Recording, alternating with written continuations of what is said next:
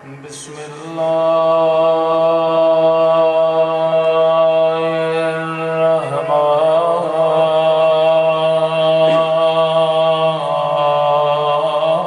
الرحمن الرحيم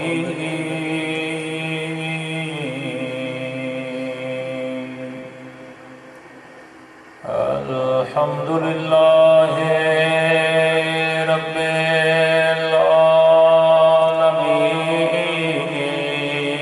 العالمين الحمد لله كما هو أهله الصلاة والسلام على سيد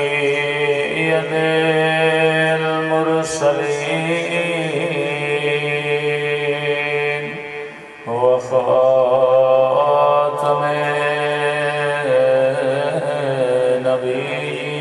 النبيين أبي القاسم محمد صلى الله عليه وسلم وعلى آله الطيبين الطاهرين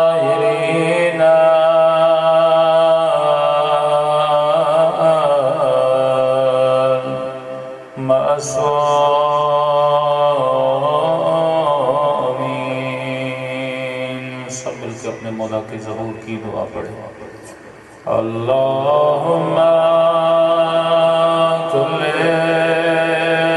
ولیک حجت ابن الحسن صلواتک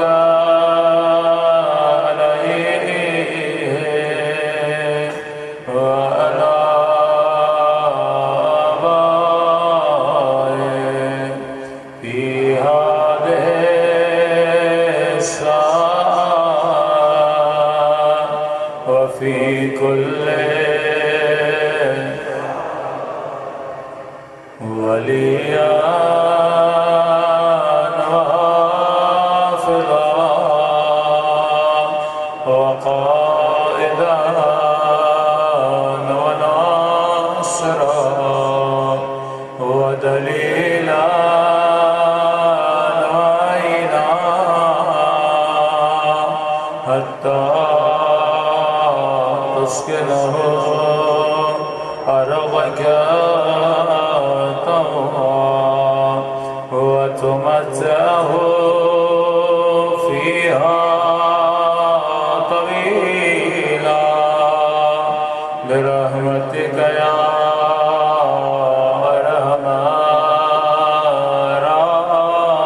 الراحمين صلوات پڑھیں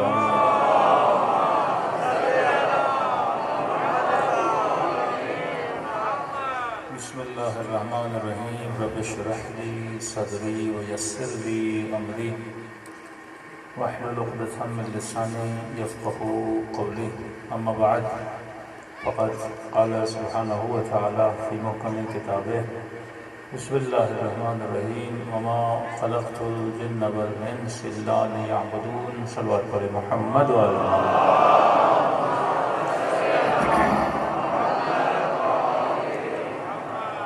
دعا ہے پروردگار عالم ہم سب کی عبادتوں کو اپنی بارگاہ میں قبول فرمائے اور جس مقصد زندگی اور مقصد عبادت کی خاطر مجالس میں آتے ہیں خدا ان مقاصد میں بھی ہم سب کو کامیابی نصیب فرما دے کئی مومنین نے التماس سے دعا کے لیے بولا کیونکہ مجلس کے بعد ماتمداری ہے تو ہم ابتدا میں ہی ان مومنین کے لیے دعا کرتے ہیں مومن ہیں ایوب علی راجپوت صاحب خدا ان کو اولاد نیک و صالح عطا فرمائے کئی مومنین بیمار ہیں پروردگار بحق محمد و آل محمد محترمہ سید سحر بیمار خدا ان کو جلد صحت کاملہ عاجلہ نصیب فرمائے محترمہ ساشا باجی بیمار ہے، خدا ان کو صحت کاملہ عاجلہ نصیب فرمائے، اور جن جن مومنین نے التماس سے دعا کا خدا ان سب کی دعاؤں کو قبول فرمائے۔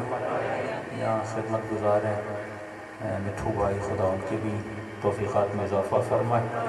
جو بھی اس فرش ازاد کی خدمت کر رہا ہے خدا تمام کو اجر نصیب فرمائے، اور ہم سب کو جوار معصومین میں جگہ نصیب فرمائے۔ قبولیت کے لیے ایک صلوات پڑھے محمد وعلی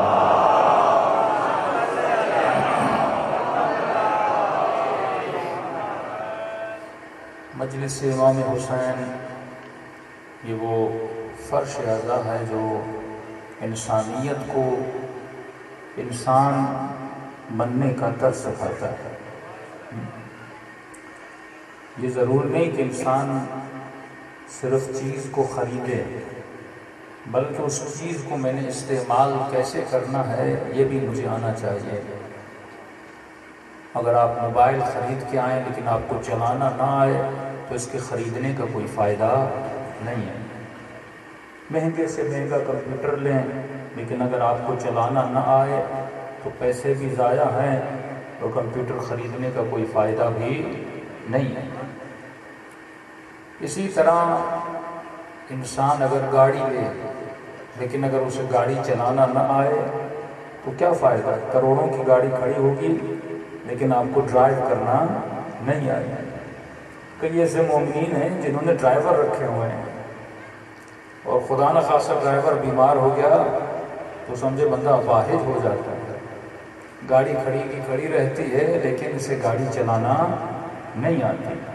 تو صرف چیزوں کا خریدنا ضروری نہیں ہے، اس چیز کو کیسے استعمال کیا جاتا ہے اس کی تربیت بھی انسان کے پاس ہونی چاہیے۔ کہتے ہیں پاکستان میں اور انگریزی ملکوں میں بہت بڑا فرق ہے۔ انگریز نے پہلے روڈ بنائے پھر گاڑیاں منگوائیں، ہم نے پہلے گاڑیاں منگوائیں بعد میں روڈ بنانا شروع کیا۔ الٹا کام ہے ہمارے یہاں۔ تو جب چیز خریدو اس چیز کو استعمال کرنا بھی سیکھو۔ تو جب ایک چھوٹی سی گاڑی، ایک چھوٹا سا موبائل، قیمتی ترین اشیاء میرے پاس ہوں لیکن اگر مجھے استعمال کرنا نہ آئے تو میں اس چیز کو ضائع کر دیتا ہوں۔ کئی لوگ ہیں جنہوں نے کمپیوٹرز کے اوپر کتابیں رکھی ہوئی ہیں لیکن چلانا نہیں آتا۔ کئی لوگ ایسے ہیں جو گاڑیوں کے ساتھ بھی ظلم کرتے ہیں۔ ہاں، گاڑیوں میں گدھے بٹھا دیتے ہیں، ہاں گاڑیوں میں بکریاں اور گدھے بٹھا کے جا رہے ہیں، ان کو پتہ ہی نہیں کہ بھائی گاڑی کی بھی تھوڑی عزت ہوتی ہے، گاڑی کا بھی احترام ہوتا ہے۔ جب اسے پتہ ہی نہ ہو نا چیز کس استعمال کے لیے۔ اب کئی جگہوں پہ آپ کو ایسی پکچر نظر آئیں گی کہ بندے نے فریج میں جوتے رکھے ہوئے ہیں، اب وہ اس کو الماڑی کے طور پر استعمال کرتا ہے، اسے نہیں پتا کہ فریج کس مقصد کے لیے بنی ہے۔ تو آپ کو یہ کون بتاتا ہے کہ فریج کس مقصد کے لیے ہے؟ جس نے فریج بنائی ہے وہ آپ کو مقصد بھی بتاتا ہے کہ فریج اس مقصد کے لیے۔ جس نے موبائل بنایا اس نے موبائل کو چلانا بھی سکھایا، جس نے کیمرہ بنایا اس نے کیمرے کو استعمال کرنا بھی سکھایا۔ تو دنیا کی ہر شے جو آپ خریدتے ہیں اس کا استعمال بھی آپ کو آنا چاہیے۔ اسی طرح خدا نے انسان کو بدن دیا، اس بدن کو میں نے کیسے استعمال کرنا ہے یہ بھی مجھے آنا چاہیے۔ اگر مجھے یہ نہیں پتا کہ مجھے آنکھوں کو کیسے استعمال کرنا ہے، مجھے زبان کو کیسے استعمال کرنا ہے، مجھے ہاتھوں کو کیسے استعمال کرنا ہے، مجھے دماغ کو کیسے استعمال کرنا ہے، اگر یہ مجھے نہیں آتا تو بالکل اسی طرح ہے کہ قیمتی چیز انسان کے پاس ہو پر انسان کو پتا نہیں ہو۔ کسادہ لو اگر انسان ہو وہ اپنے وجود پہ ظلم کرتا ہے کیونکہ اسے پتا ہی نہیں کہ اللہ نے بدن مجھے دیا کیا۔ یہ بدن بالکل اس گاڑی کی طرح ہے جو گاڑی تجھے کسی مقصد تک پہنچاتی ہے۔ بدن بھی اللہ نے تجھے دیا تاکہ یہ بدن تجھے جنت تک پہنچائے۔ اب تیری مرضی ہے تو بدن کو استعمال کیسے کرتا ہے، یا اپنی مرضی سے استعمال کر یا خدا کی مرضی سے استعمال کر۔ تو اپنی مرضی پہ استعمال کرے گا تو بدن کا خالق نہیں، تو بدن کا مالک نہیں۔ یہ جس کمپنی اور فیکٹری سے نکلا ہے وہ کمپنی لا الہ الا اللہ کی کمپنی ہے۔ وہ فیکٹری وہ ہے، وہ تجھے بتائے گی کہ اس جسم کو کیسے استعمال کرنا ہے۔ تبھی مولا فرماتے من عرف نفسہ فقد عرف ربہ، جس نے اپنے آپ کو پہچانا اس نے خدا کو پہچان لیا۔ اگر تو سمجھ جائے اب اس بدن میں ہے کیا، جس طرح گاڑی میں ریس بھی ہے، بریک بھی ہے، کلچ بھی ہے، اب آپ کو پتا ہونا چاہیے مجھے کیسے چلانا ہے۔ اسی طرح اس بدن میں جذبات ہیں، اس بدن میں بھوک ہے، اس بدن میں پیاس ہے، اس بدن میں شہوت ہے، اس بدن میں لالچ ہے، اس بدن میں حرص ہے، اس بدن میں بغض ہے، اس بدن میں محبت ہے۔ اب اگر محبت اس کے وجود کے اندر ہے تو کس سے محبت کرنی ہے یہ تجھے کون بتائے گا؟ کیا مجھے اجازت ہے میں ہر کسی سے محبت کروں؟ کہ جس طرح انگریز کوئی کتے سے محبت کر رہا ہے، کوئی بلی سے محبت کر رہا ہے، انہیں پتہ ہی نہیں کہ اللہ نے یہ قلب جو دیا ہے یہ ہر کسی سے محبت کرنے کے لیے نہیں ہے۔ محبت کرو تو علی سے کرو۔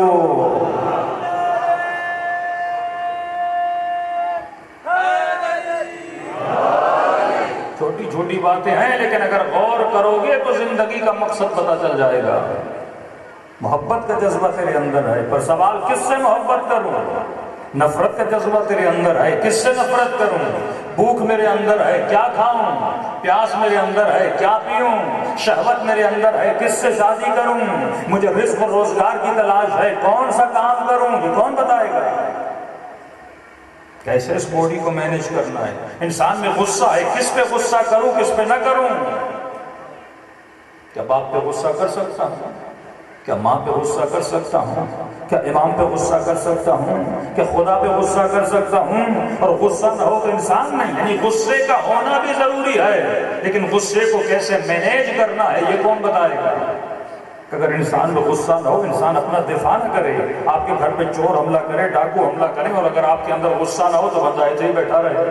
یہ غصہ ہے جو تیری جان کو بچاتا ہے، یہ غصہ ہے جو تجھے دفاع سکھاتا ہے، لیکن اس غصے کو کیسے یوز کرنا ہے یہ کون بتائے گا؟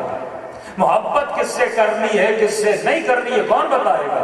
وہ معاشرے جنہوں نے اپنی تربیت نہیں کی، جنہوں نے اپنی محبت کو صحیح لائن نہیں دی۔ بھائی ایک سمپل سی بات ہے، اللہ نے بارش برسائی، اتنا پانی آیا، اب اگر تو پانی کو صحیح راستہ نہیں دے گا یہ شہروں کو تباہ کرے گا، یہ فصلوں کو تباہ کرے گا، یہ مال مویشیوں کو مار دے گا، لیکن اگر تو اسے صحیح راستہ دے یہ تجھے فائدہ بھی دے گا، یہ تجھے نفع بھی دے گا۔ غصہ بھی بالکل اسی طرح ہے، اگر تو اس کو صحیح راستے پہ چلائے گا تو کربلا میں اپنی جان کو حسین پہ بھی قربان کرے گا، لیکن اگر اسے تو نے صحیح راستے پہ نہیں چلایا، یہی غصہ کسی کو قاتل زہرا بنا دیتا ہے، یہی غصہ کسی کو قاتل علی بنا دیتا ہے، یہی غصہ انسان کو توہین اہل بیت پہ آمادہ کر دیتا ہے، کیونکہ اسے پتہ ہی نہیں، ارے 70,000 ممبروں سے علی کو برا بلا بولا گیا، غصہ تھا نا اس کے اندر، علی سے بغض تھا نا تبھی دے رہا تھا، ورنہ کیوں دیتا؟ کیونکہ اسے پتا نہیں تھا یہ غصہ اللہ کی راہ میں استعمال کرنا ہے، مخالفت خدا میں استعمال نہیں کرنا۔ یہ محبت اس سے کرنی ہے جو لائق محبت ہو۔ مجھے اجازت نہیں میں ہر کسی سے محبت کروں، اس سے محبت کر جو تیرے عشق کے لائق ہو، ہر غیرے سے محبت نہ کرنا۔ رسول نے اتنی حدیثیں فرمایا وہ پھول جو گندگی میں اگتا ہے اس کے عاشق کبھی نہ بنے۔ مثال دی کہ ایک ایسا پھول ہوتا ہے جو گندگی میں اگتا ہے، اس کے عاشق نہ بننا۔ دکھتا تو بڑا خوبصورت ہے پر جڑوں کو جہاں سے کھانا مل رہا تھا وہ گندگی والا تھا۔ تو جس سے عشق کرو اس کا حسب بھی دیکھا کرو، اس کا نسب بھی دیکھا کرو، اس کا کردار بھی دیکھا کرو۔ ہم نے حسین سے عشق کیا، ہم اس کا حسب پڑھتے ہیں، اور تو جس کا عاشق ہے ذرا اس کا نسب بھی تو بتا۔ عشق کرو پر عاقلانہ، جاہلانہ محبت مکتب اہل بیت میں نہیں ہے، نہ مکتب خدا میں ہے۔ عشق کرو تو عاقلانہ، محبت کرو تو عاقلانہ، جاہلانہ عشق۔ اب جاہل آدمی جس سے محبت کرے پرواہ نہیں۔ مسلمان آج مسلمانوں کو بول رہے ہیں کہ ہر کسی سے محبت کر۔ بھائی میں جس سے محبت کروں وہ لائق محبت تو ہو، لائق عشق ہو. ہماری محبت کوئی فضول تو نہیں ہے جو ہر کسی سے کی جائے.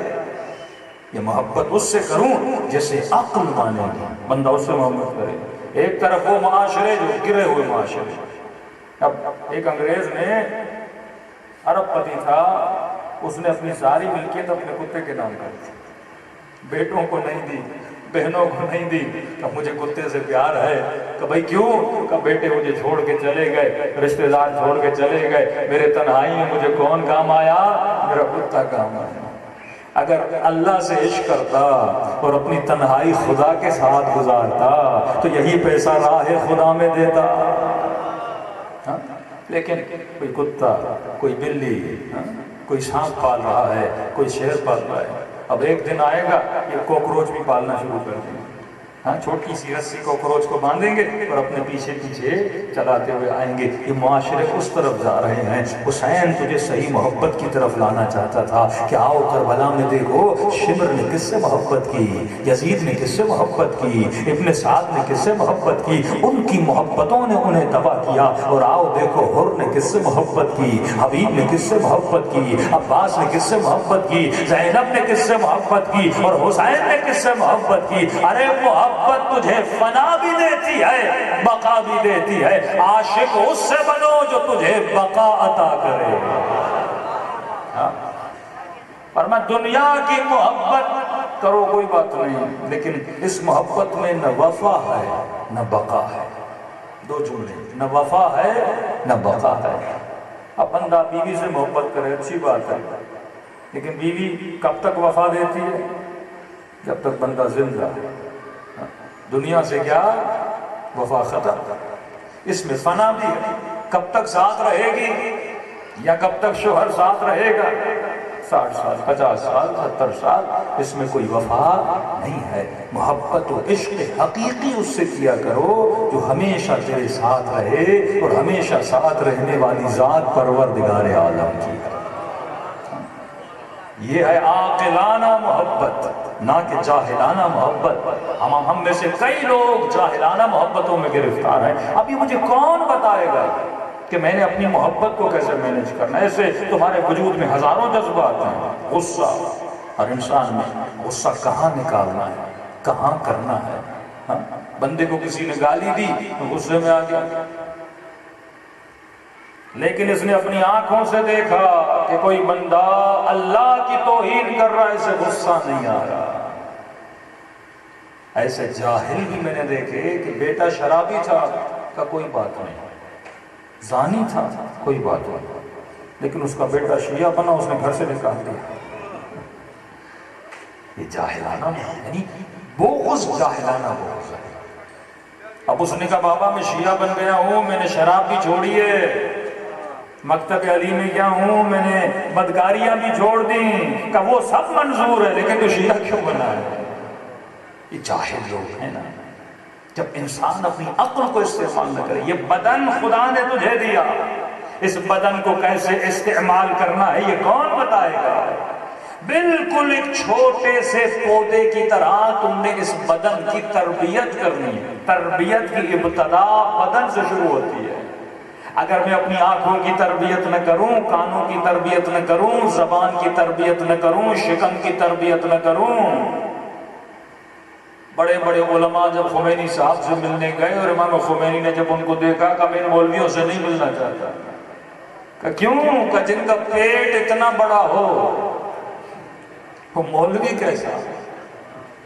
مطلب جس کا اپنے پیٹ پہ کنٹرول نہیں وہ شیطان پہ کیا کنٹرول کرے گا؟ سمپل سی بات ہے نا. مطلب میرے بدن پہ کنٹرول نہیں ہے.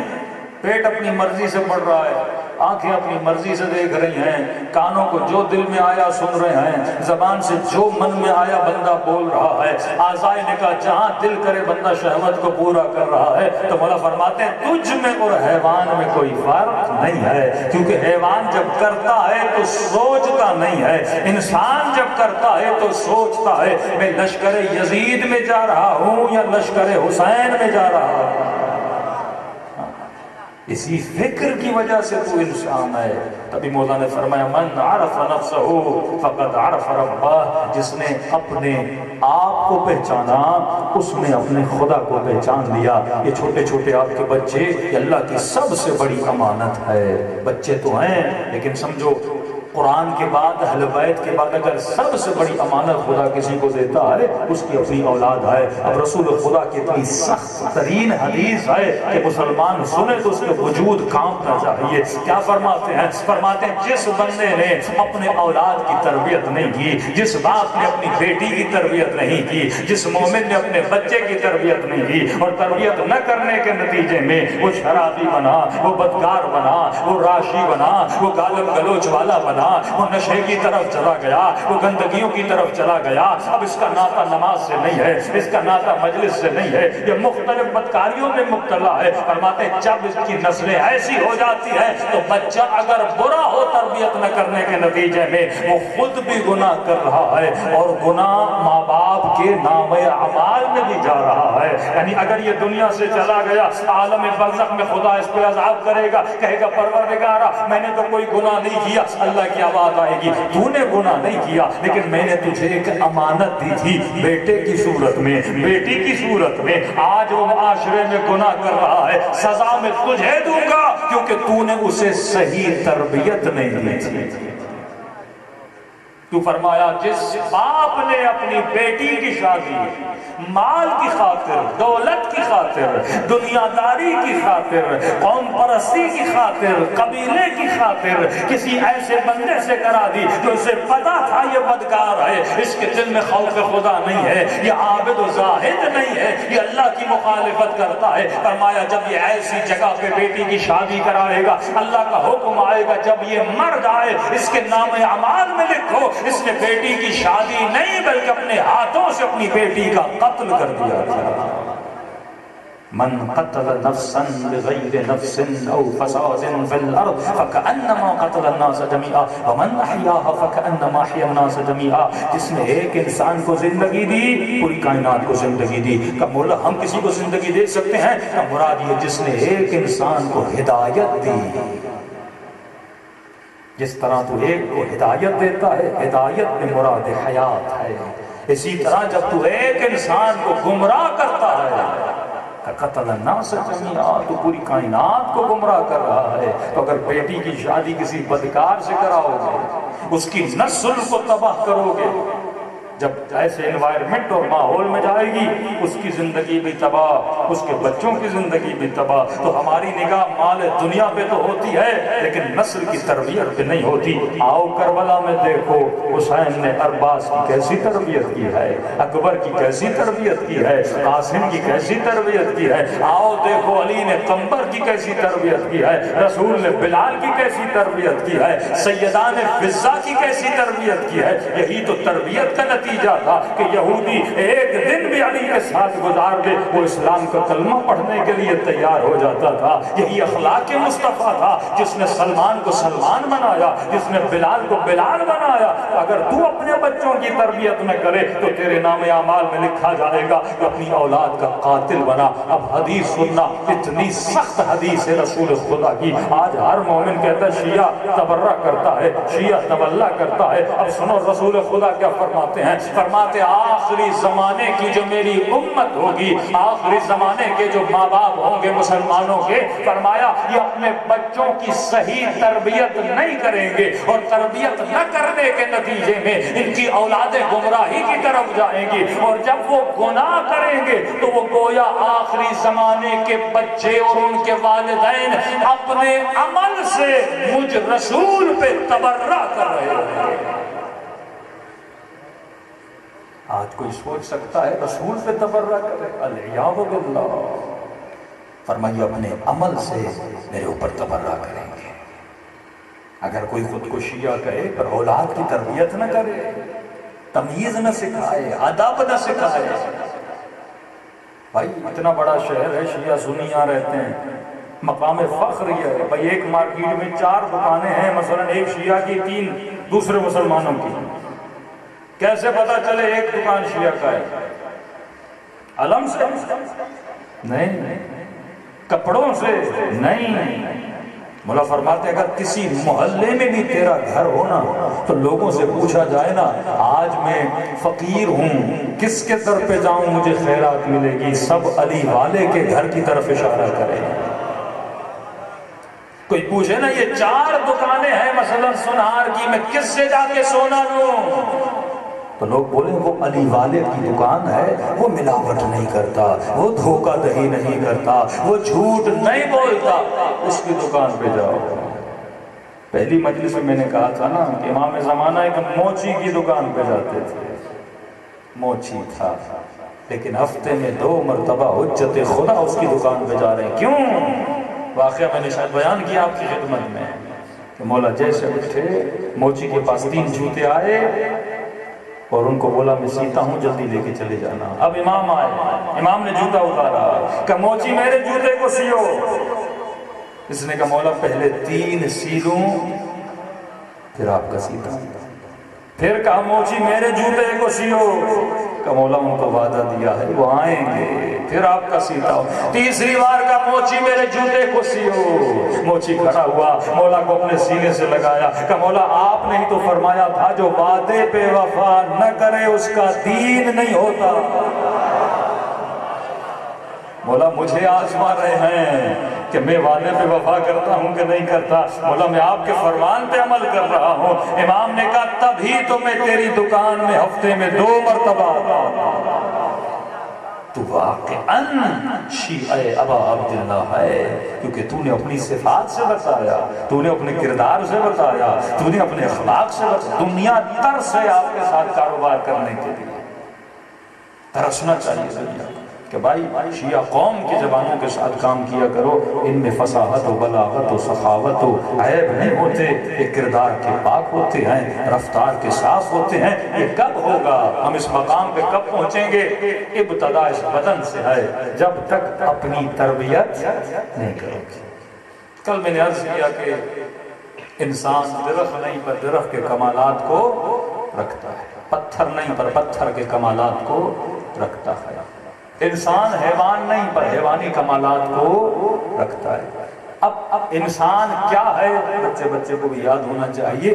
تعریف انسان یہ ہے کہ انسان لامحدود تربیت پانے کی صلاحیت رکھتا ہے۔ میں نے ہنسی مذاق میں ایک مثال دی تھی کہ گدھے کو ڈاکٹر کے گھر پہ چھوڑو 10 سال کے بعد بھی آؤ گے، گدھا گدھا رہے گا، اس میں تربیت پانے کی صلاحیت نہیں ہے۔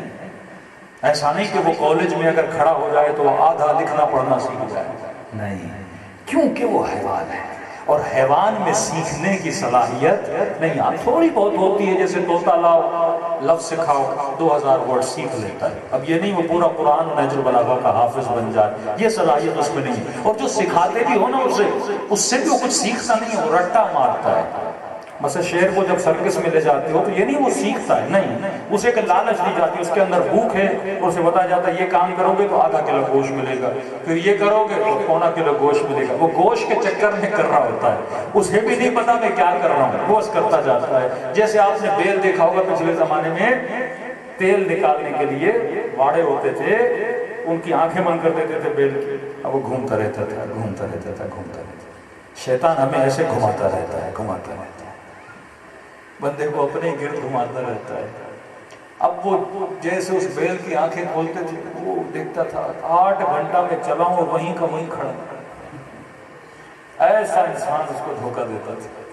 اب جب اس نے دھوکہ کھایا اگلے دن پھر نہ آئے، پھر اگلے دن آتا ہے، پھر پٹی باندھو، پھر گھوم پھر گھوم، پھر جب پٹی کھلتی ہے غصے میں آتا ہے، وہ کوئی حیوان تھوڑا بہت غصے میں تو آتا ہے، مجھے تو وہیں کا وہیں کھڑا رکھا، انسان نے تو مجھے چکما دے دیا۔ یہی کام ہمارے ساتھ شیطان کرتا ہے، یہی کام ایگزیکٹ۔ وہ اپنی غلطی سے سیکھتا نہیں ہے، یہ حیوان کا وجود ایسا ہے، وہ نہیں سیکھتا، اس کے اندر سیکھنے کی صلاحیت نہیں ہے۔ اب اگر انسان بھی یہی کرنے لگے، اتنے سخت جملے مولا فرماتے ایک بندے سے ایک بار دھوکہ کھاؤ، چلو ٹھیک ہے انسان غلطی کرتا ہے، دوبارہ دھوکہ کھاؤ، چلو انسان غلطی کرتا ہے، کہ اگر تیسری بار اسی سے دھوکہ کھاؤ تو تجھ پہ علی اور خدا کی لعنت ہے۔ مطلب تو نے کچھ سیکھا ہی نہیں، تمہارے اندر سیکھنے کی صلاحیت ہی نہیں ہے. کیوں فرمایا جس کا آج اس کے کل سے بہتر نہیں وہ ملعون ہے، ملعون ہے.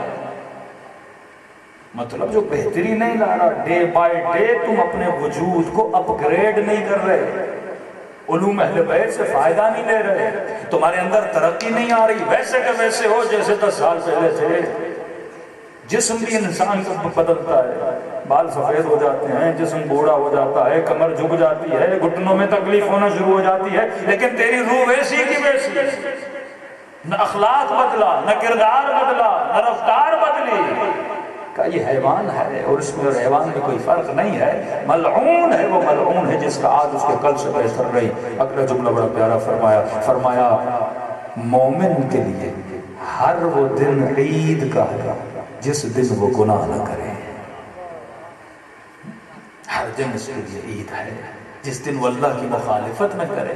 تو ہم نے کہا انسان اور حیوان میں سب سے بڑا فرق یہ ہے کہ انسان اپنی تربیت کرنے کی صلاحیت رکھتا ہے اور لا محدود سیکھنے کی صلاحیت ہے. آج سے آپ قرآن حفظ کرنا شروع کر دیں، آپ حافظ قرآن بھی بن جائیں گے. پھر نہج البلاغہ سیکھیں، حافظ نہج البلاغہ بن جائیں گے. اور کئی لوگ ہیں جن کو 100 گانے یاد ہوتے ہیں، 100 بیت یاد ہوتے ہیں، کسی کو شاہ عبد اللطیف کی شاعری یاد ہوتی ہے. اب انسان کا ہر کسی کا اپنا شوق ہے نا، لیکن آپ دیکھتے ہو آپ جتنا بھی سیکھو، آج تک آپ کے دماغ نے بولا ہے کہ بس میں بھر گیا؟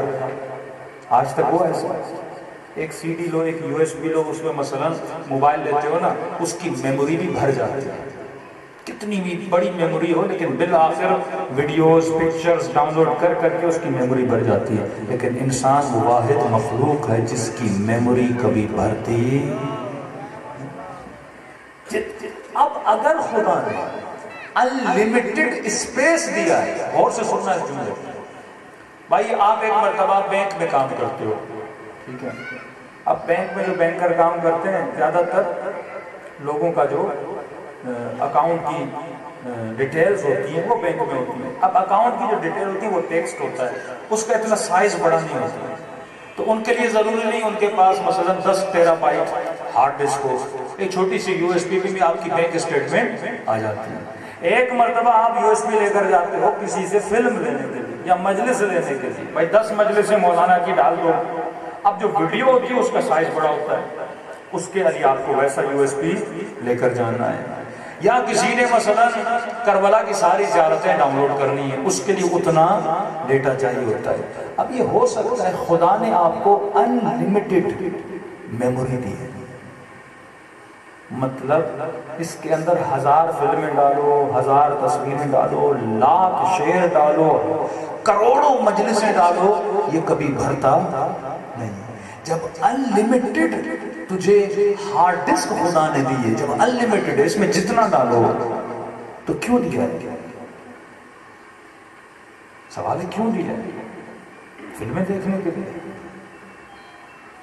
کچرا ڈالنے کے لیے، یا مفید چیزیں ڈالنے کے لیے؟ یہ تجھے دیا اور خود بتایا اس میں کیا ڈالنا ہے. کہا انا مدینۃ العلم وعلی بابھا، میں شہر علم ہوں، کائنات کا علم مصطفیٰ کے پاس ہے، اور جہاں سے یہ علم ملے گا اس در کا نام علی ابن ابی طالب. محمد اور آل محمد سے ڈیٹا لو. تیرا دماغ یو ایس بی ہے، کمپیوٹر علی ابن ابی طالب ہے، یو ایس بی کمپیوٹر میں لگاؤ اور جتنا ڈیٹا علی کے پاس ہے، آل علی کے پاس ہے، اس ڈیٹے کو حاصل کرو اور حاصل کرنے کے بعد اسے اپنے بدن پہ نافذ کرو، تب جا کے تو سلمان بنے گا. ایک مرتبہ دکان سے ٹماٹر سبزی وبزی لے کر آتے ہو، لیکن کوئی پکانے والا بھی تو ہو، کوئی چولہا بھی تو ہو. اب پکانا نہ آئے تو سبزی کا فائدہ ہے کہ کچی تو کوئی نہیں کھائے گا. یہ اہل بیت کا جو کچا علم ہے نا، اسے لاؤ، پکانے کے لیے بدن کو محنت کرواؤ، بدن پر اپلائی کرو. اب مولا فرما الصلاۃ معراج المؤمن، نماز مومن کا معراج ہے. میں نے کہا واہ واہ مولا علی، کیا آپ نے بتا دیا، اور پڑھوں ہی نہیں. فائدہ کیا؟ یہ تو بالکل ایسے ہے کہ میرپور خاص میں بولا جائے بہت اچھا ڈاکٹر ہے، ایسا علاج کرتا ہے، اس کی دوائی جو ہے سندھیاں بولے تو ایک ٹک کا جو بھی بندہ جا کے لے اور کھائے شفا۔ اور آپ گئے ڈاکٹر صاحب کے پاس، ڈاکٹر صاحب میں بیمار ہوں، بخار ہو گیا ہے، گلے میں بڑی تکلیف ہے، سنا ہے آپ بہت اچھے ڈاکٹر ہیں۔ کہا بھائی میں اچھا ڈاکٹر ہوں، یہ میری دوا ہے، آپ کے واہ واہ کیا کہنا آپ کی ڈاکٹری کا، واہ واہ کیا کہنا آپ کے نسخے کا، واہ واہ کیا کہنا آپ کی دوائی کا، لیکن کھاؤں گا نہیں۔ ڈاکٹر کہے گا تیری واہ واہ سے مجھے کیا ملے گا؟ نہیں میں آپ کی تعریف کر رہا ہوں نا، مجھے شفا دے دو۔ وہ میری تعریف سے مجھے شفا کیسے ملے گی؟ جب تک تو شربت نہ پیے کڑوا، جب تک سوئی نہ لگائے، جب تک دوائی نہ کھائے۔ نہیں میں آپ کی تعریف کروں گا، آپ کو نہیں پتا میں نے آپ کی فضیلت میں پورا قصیدہ لکھا ہے کہ یہ کہنا میرپور خاص کے ڈاکٹر کا، کیا کہنا میرپور خاص کے ڈاکٹر کی زلفوں کا، کیا کہنا میرپور خاص کے ڈاکٹر کے بازوؤں کا۔ بھئی تیری تعریف سے تجھے تو شفا نہیں ملے گی نا جب تک تو میری دوا نہ کھائے۔ ہمارا حال بھی یہی ہے، کہتے ہیں کیا کہنا علی کے بازوؤں کا، کیا کہنا علی کا، کیا کہنا خیبر کا، کیا کہنا خندق کا۔ مولا فرماتے ہیں میرے فرمان کا شربت پی، میں تو ہوں ہی اچھا، میں تو ہوں ہی افضل، تو قصیدے پڑھے نہ پڑھے علی کی ذات پہ فرق نہیں پڑنے والا۔ اگر اپنے اندر تبدیلی لانا چاہتے ہو تو علی کے فرمان کی ایک گولی تو کھا۔ فرمان علی کی ایک سوئی تو لگا، نہیں ڈاکٹر صاحب درد ہوتا ہے، درد تو ہوگا، شفا سے تو نہیں مل رہی، صبح اٹھ تکلیف تو ہے، نیند خراب ہوتی ہے، لیکن اس بدن کو درد دے گا تو درد سہنے کا عادی ہوگا، اس کو مشقت دے گا تو یہ مضبوط ہوگا۔ بھائی آپ کس کے فوجی بننا چاہتے ہو؟ امام زمانہ کے نا، چلو وہ تو بڑی فوج ہے امام زمانہ کی، پاکستان کے آرمی کو جوائن کر لو۔ ایسے کوئی آرمی میں جا سکتا ہے؟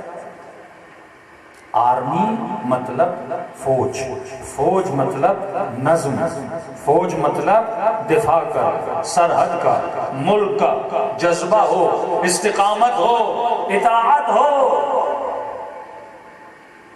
جو فوجی اپنے جنرل کی اطاعت نہ کرے وہ فوجی کیسا؟ اب ایسے ہی فوج ہر کسی ہیرے غیرے کو لے لیتی ہے کیا؟ 10 لوگ جاتے ہیں انٹرویو لینے، شرائط ہوتے ہیں، قد اتنا ہونا چاہیے، پھر دوڑاتے ہیں تجھے 3 کلومیٹر 6 کلومیٹر دوڑو، ہڈی ٹوٹی ہوئی نہیں ہونی چاہیے، کوئی عیب نہیں ہونا چاہیے۔ پھر فزیکل فٹنس، جب وہاں سے بندہ پاس ہو جاتا ہے، پھر مینٹل فٹنس، وہاں سے بھی بندہ پاس ہوتا ہے، پھر داخلہ ملتا ہے فوج میں، اب ٹریننگ شروع۔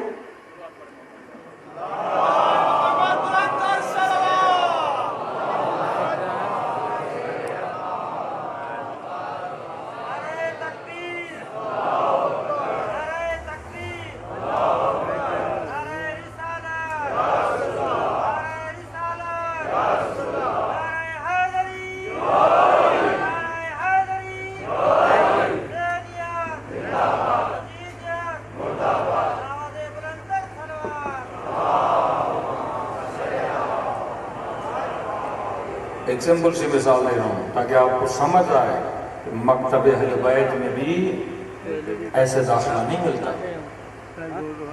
پہلے فزیکل فٹنس، پھر مینٹل فٹنس، پھر جب داخلہ ہو جاتا ہے اب اصل ٹریننگ شروع ہو جاتی ہے۔ کئی لوگ ساری چیزیں پاس کرنے کے بعد جب فوج میں جاتے ہیں 2 مہینے کے بعد بھاگ کے واپس آتے ہیں۔ نظم، استقامت، اگر تیرے اندر نظم نہیں، نماز نظم پیدا کرنے کے لیے، نماز بندے کو فوجی بنانے کے لیے، عبادت ضبط پیدا کرنے کے لیے، روزہ استقامت پیدا کرنے کے لیے، کہ جب ان کی ٹریننگ ہوتی ہے ان کو 1 ہفتہ چھوڑ دیتے ہیں جنگلوں میں، کھانا نہیں، پانی نہیں، تھوڑا سا پانی دیا کا، 1 ہفتہ سروائیو کرنا ہے۔ کبھی جنگ ہو جائے تم بھوک کو برداشت نہ کر سکو، پیاس کو برداشت نہ کر سکو۔ وہ فوجی کیسا جو سرحد پہ اکیلا رہ جائے اور چھوڑ کے بھاگ جائے؟ نہیں، کھڑے رہو، ڈٹے رہو، گولی لگے تو کھاؤ، سرحد کی حفاظت کرو۔ وہاں فزیکل فٹنس دیکھی جاتی ہے، علی کے دربار میں روح کی فٹنس کو دیکھا جاتا ہے۔ ہر بندہ آ جائے گا ولایت کے میدان میں، نہ آنکھوں پہ کنٹرول، نہ شکم پہ کنٹرول، نہ زبان پہ کنٹرول، نہیں۔ انما یتقبل اللہ من المتقین قد افلح المؤمنون۔ ایک بھی قرآن کی آیت نہیں جس میں خدا بولے قد افلح المسلمون، مسلمان کامیاب ہے، نہیں، مومن کامیاب ہے۔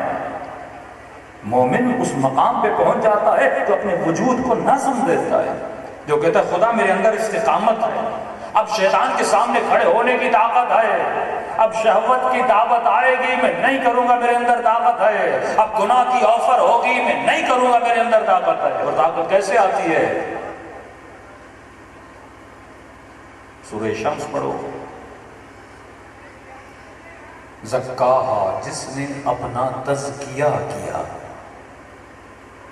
سارے فوجی سو رہے ہوتے ہیں، اچانک الارم بجتا ہے 5 بجے، اٹھو، کتنی بھی نیند ہو سارے اٹھ جاتے ہیں، 4 منٹ ہیں نہا لو، مور دین دیٹ نہیں، سزا ملے گی، 4 منٹ میں نہایا جاتا ہے، 5 منٹ ہے ڈریس پہنو، ڈریس پہنو، اتنے کلومیٹر دوڑو۔ پھر ان کو ان کی عزت نفس کو مجروح کیا جاتا ہے۔ فوج کی مثال دے رہا ہوں آپ کو، عزت نفس، جو اوپر والا آفیسر ہوتا ہے وہ نیچے والے فوجی کو ذلیل کرتا ہے، کبھی کہتا ہے نیچے سو جا، کبھی کہتا ہے یہ سزا دے، کبھی کہتا ہے وہ سزا دے، کہ دیکھتے ہیں اس کے اندر صبر کتنا ہے، پیشن کتنا ہے۔ ایسا تو نہیں اس نے 2-4 جملے بول دیے اور یہ غصے میں آ کے اپنے افسر کو تھپڑ مار دے، اسی وقت کہیں کہ فوج سے نکل جا۔ صبر سکھا، شاید کبھی باپ تجھے سزا دے، کبھی برا جملہ بولے، کبھی تجھے تھپڑ مارے، اور تو بھی جوانی کے جوش میں ہے، کہیں ایسا تو نہیں باپ کے سامنے کھڑا ہو جائے۔ اس مکتب میں عباس والا ضبط چاہیے، صبر عباس۔ کربلا کی فوج کو دیکھو، رہبر حسین ہے، سپاہی عباس جیسے، اکبر جیسے، قاسم جیسے، علی اصغر جیسے۔ کیا اطاعت ہے بیویوں کی، یہ مکتب اطاعت کا مکتب ہے۔ اس مکتب میں بندہ امام کے سامنے کھڑا ہو جائے کہ مجھے یہ پسند نہیں، تیری پسند کی اوقات کیا ہے؟ اگر اس مکتب کا فوجی بننا ہے تو اپنے وجود میں مقام تسلیم کو لاؤ۔ فرمایا رضا رضا و تسلیماً لامر حسین، اللہ کا فوجی ہے، فرمایا تیری رضا پہ راضی ہے اور تیرے امر کے سامنے تسلیم کے ساتھ کھڑا ہے۔ ہماری اپنی مرضی نہیں، اے خدا جو تیری مرضی وہ حسین کی مرضی۔ ابراہیم کو آگ میں پھینکا جا رہا ہے، جبرائیل نے کہا ابراہیم خدا سے مدد مانگ، کہ جبرائیل تجھے پتا ہے کہ خدا کو نہیں پتا اس کا ابراہیم آگ میں جا رہا ہے۔ اگر اسے چلنا پسند ہے تو ابراہیم کو جلنا پسند ہے، اگر وہ بچانا چاہتا ہے تو ابراہیم بچ جائے گا، بس جس پہ وہ راضی اس پہ ابراہیم راضی۔ کربلا سے مولا چلے یہی جملے کہتے گئے کہ اگر خدا یہ دیکھنا چاہتا ہے حسین کربلا جائے، شہید ہو، میری بہنیں اسیر ہو، تو حسین اس کی رضا پہ راضی ہے، چونو چرا نہیں کیا۔ اور اتنی مصیبتوں کے بعد یہ اظہار محبت سیدہ زینب کا خدا کے ساتھ کہ فرمائے ما رأیت الا جمیلا، زینب نے حسن کے علاوہ کچھ نہیں دیکھا۔ ہم جب بیمار ہوتے ہیں نا، مصیبتیں آتی ہیں تو زبان سے کتنا بھی بولیں الحمدللہ، لیکن دل میں بولتے ہیں اللہ تو نے میرے ساتھ کیا۔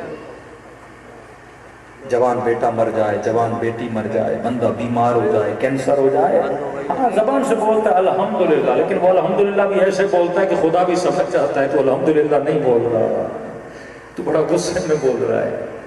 لیکن اہل بیت کے مکتب بنا، یہ مکتب نظم کا مکتب ہے، یہ مکتب اطاعت کا مکتب ہے۔ اور انسان ہی تبھی بنتا ہے جب انسان درے مدینۃ العلم سے علم لے، 11 اماموں سے علم لو اور اس علم کو اپنے بدن پہ نافذ کرو۔ ایک بوڑھی خاتون میرے 7ویں امام موسیٰ کاظم علیہ السلام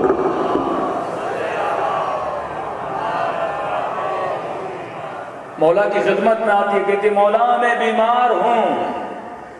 امام نے کہا حکیم کے پاس جا، کہا مولا گئی ہوں، کہا پھر اس کی دوا کو استعمال کر، کہا مولا دوا میں تھوڑا مسئلہ ہے، بتا کیا ایشو ہے؟ مولا حکیم نے کہا کہ شراب پیو، درد کم ہو جائے گا۔ تو امام نے کہا جو حکیم نے کہا ہے کرو۔ کہ مولا مجھے آپ کی مرضی کو جاننا ہے، مجھے اس سے سروکار نہیں حکیم کیا کہتا ہے، مجھے یہ جاننا ہے کہ میرا امام کیا کہتا ہے۔ امام نے کہا دیکھ حکیم کی بات مانو گی سکون تو ملے گا، لیکن ہمیں پسند نہیں کہ تو شراب پیے، یہ نجس ہے، ہاں تھوڑے دنوں کی تکلیف ہے، برداشت کر۔ کہتی ہے مولا بس جو آپ کہیں گے وہی کروں گے۔ امام کو تعجب ہوا، بوڑھی تھی، مطلب امام نے یہ بھی اجازت دی کہ جا حکیم کی دوا کھا، فوراً چلی جاتی۔ کئی ایسے لوگ تھے جو فردر مزید امام سے پوچھتے نہیں تھے، لیکن اس نے کہا نہیں مولا آپ کی مرضی کیا ہے، میں وہی کروں گی جس میں آپ کی مرضی ہے۔ امام نے کہا اتنی اطاعت کرتی ہو میری، اتنا مقام تسلیم پر ہو۔ اس کے سامنے سیب پڑا تھا، اس بوڑھی نے سیب اٹھایا، چاقو سے ایک ہی سیب کے، دو سیب نہیں ہے ایک سیب ہے، ایک ہی سیب کو بیچ سے کاٹا، دو ٹکڑے بنے، ایک ٹکڑا اس ہاتھ پہ رکھا، ایک ٹکڑا اس ہاتھ پہ رکھا، کہ مولا سیب ایک ہی درخت کا ہے، ایک ہی سیب ہے، حلال ہے، میں نے اس کے دو ٹکڑے کیے ہیں، اگر آپ بولو گے نا آدھا کھاؤ حلال ہے، آدھا نہ کھاؤ حرام ہے، اسے پھینک دوں گی، اسے کھا لوں گی، سوچوں گی بھی نہیں کہ مولا نے یہ کیوں کہا، سوال بھی نہیں کروں گی کہ سیب تو ایک تھا، ایک ہی سیب ایک ہی درخت، لیکن آپ نے کہا یہ کھاؤ اور کہا یہ نہیں کھاؤ، کہ میں اس مقام اطاعت پر ہوں کہ اگر یہ اطاعت ہمارے شیعوں میں ہو خدا سب پہ جنت کو واجب کر دے۔ یزیدیت کا مفہوم یہ ہے کہ یزید یہ بولتا تھا خدا تجھے تو مانتا ہوں پر اپنی زندگی میں نے کیا کرنا ہے اس میں تیری نہیں سنوں گا، اپنی چلاؤں گا۔ اور حسین کہتے تھے خدا حسین تجھے بھی مانتا ہے، تیرے حکم کو بھی مانتا ہے۔ آج جوانوں کے ذہنوں میں یہی ہے،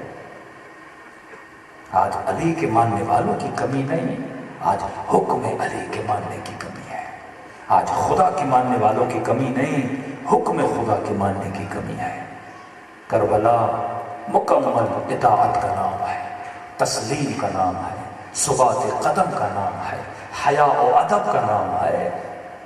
جب تک بندے کے وجود میں یہ تین چار صفات نہ ہونا، ثابت قدمی، فرمایا مؤمن کا جبل راسخ، علی کا چاہنے والا پہاڑ کی طرح ہوتا ہے، دنیا کے زلزلے سے ہلاتے نہیں، لیکن جو کمزور ہوتا ہے اس کی مثال مچھر کی طرح ہوتی ہے، جہاں کی ہوا لگی وہاں کا عقیدہ بنا۔ تبھی فرمایا اصول دین میں تحقیق کرو، خود سیکھو۔ یہ کیا ہے کہ اس مولوی سے پوچھوں، اس ذاکر سے پوچھوں، ایک کتاب تو لے لو کم از کم، ایک کتاب 300 صفحوں کی کتاب گھر میں لو، عقائد امامیہ، شیعوں کے عقائد کیا ہیں، ڈیلی آدھا صفحہ پڑھو اور سوچو، غور کرو، فکر کرو۔ ایک احکام کی کتاب لے لو کہ خدا نے کیا میرے اوپر واجب کیا، کیا میرے اوپر حرام کیا۔ ایک گناہان کبیرہ کی کتاب لو، وہ کون کون سے گناہ ہیں جن کے ذریعے اللہ کا عذاب بندوں پہ نازل ہوتا ہے۔ یہ 3-4 بک ہیں، ایک اخلاق کی کتاب لے لو، ایک عقائد کی کتاب لے لو، ایک اسلامی تاریخ کی کتاب لے لو، ایک احکام کی کتاب لے لو۔ 4 کتابیں اپنے گھر میں رکھو، ڈیلی آدھا آدھا صفحہ پڑھو۔ یہ میموری جو خدا نے دی ہے اس میں علم اہل بیت سے بھرو۔ ارے کتنے گھنٹے ڈیلی موبائل استعمال کرتے ہو، کتنے گھنٹے یہ عورتیں ٹی وی اور ڈرامے دیکھتی ہیں، جو ڈرامے بھی جھوٹے، جو فلمیں بھی جھوٹی، جو کہانیاں بھی جھوٹی، جو کیریکٹر بھی جھوٹے۔ اب کچھ سیکھنے کے لیے ہو تو بندہ سیکھ بھی لے، لیکن آج ڈراموں کے ذریعے بے حیائی پھیلائی جا رہی ہے۔ محرم رشتوں کو آپس میں غلاظت کے رشتے بناتے ہوئے دکھائے جا رہے ہیں۔ ذہنوں کو کثافت اور نجاست سے نہ بھرو، ذہنوں کو علم آل محمد سے بھرو۔ کم از کم ایک چھوٹی سی کتاب، یہ بچہ تمہارا 7-8 سال کا ہے نا، اسے چھوٹی چھوٹی کتابیں، چھوٹے چھوٹے کہانیوں کی کتابیں، چلو دینی کتابیں نہیں دیتے، اچھے اچھے اخلاقی ناول دو تاکہ اسے کم از کم پڑھنے کی عادت ہو۔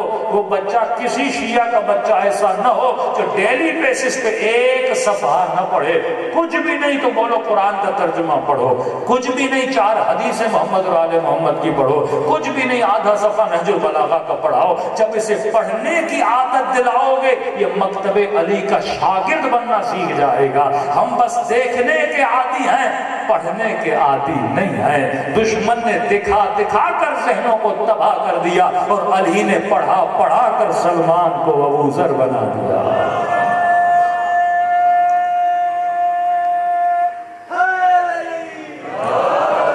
الحمدللہ شیعہ قوم کو سننے کی عادت ہو۔